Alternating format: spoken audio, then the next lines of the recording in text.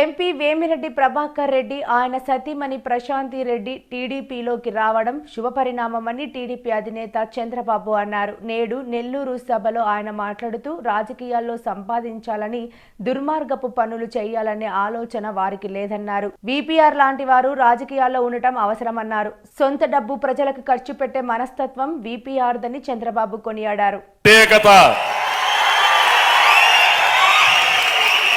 ఎందుకు ఈ మాట మాట్లాడుతున్నానంటే ఆయన ఏదో పార్లమెంట్లో పోటీ చేయాలని కాదు. అలాంటి వ్యక్తులు రాజకీయానికి అవసరం. రాజకీయాలకి గౌరవం తెచ్చే వ్యక్తులు, అలాంటి వ్యక్తుల్ని పార్టీలోకి స్వాగతం పలకడం నా బాధ్యతగా ఆలోచించి ఈరోజు వారికి స్వాగతం పలుకుతున్నానని చెప్పి కూడా నేను మీకు తెలియజేస్తున్నా.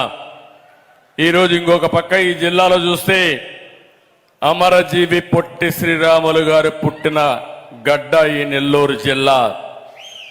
బెజవాడ గోపాలరెడ్డి లాంటి నేతలు పుట్టిన జిల్లా. సారా ఉద్యమం ఇక్కడి నుంచే ప్రారంభమైంది.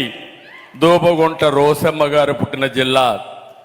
అలాంటి జిల్లాలో ఆ రోజు సమైక్య ఆంధ్రప్రదేశ్ని గజగజలాడిస్తే ఇప్పుడు మొత్తం వచ్చిన నేతను చూస్తా ఉంటే ఈ జగన్మోహన్ రెడ్డిని మ్యానుఫ్యాక్చరింగ్, హోల్సేల్ డీలర్షిప్, అమ్మకాలు, అన్ని మార్కెటింగ్ అన్ని ఆయనే చేసే పరిస్థితికి వచ్చాడంటే ఎక్కడికి పోతున్నా నాకైతే అర్థం కావడం లేదు.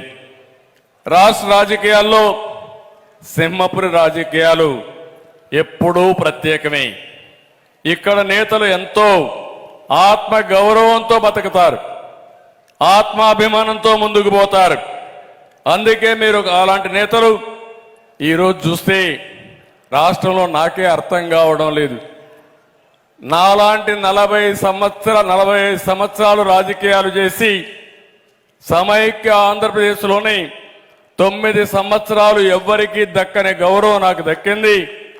15 సంవత్సరాలు ప్రతిపక్ష నాయకుడిగా ఉన్నా, 28 సంవత్సరాలు పార్టీ అధ్యక్షుడిగా ఉన్నా, అలాంటి నాలాంటి వాళ్ళ పట్లే ఈ ముఖ్యమంత్రి ఎట్లా ప్రవర్తించాడో మీరు ఒక్కసారి గుర్తుపెట్టుకుంటే ఇంకా పార్టీలో కానీ రాష్ట్రంలో కానీ ఈ ముఖ్యమంత్రి ఒకటే ఆలోచిస్తున్నాడు.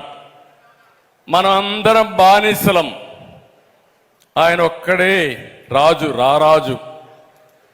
ఎవరైనా ఒక సైకో, ఎవరైనా ఆయన్ని వ్యతిరేకిస్తే, నువ్వు చేసింది తప్పని చెప్పితే ఇంక వాళ్ళ పని అయిపోయింది.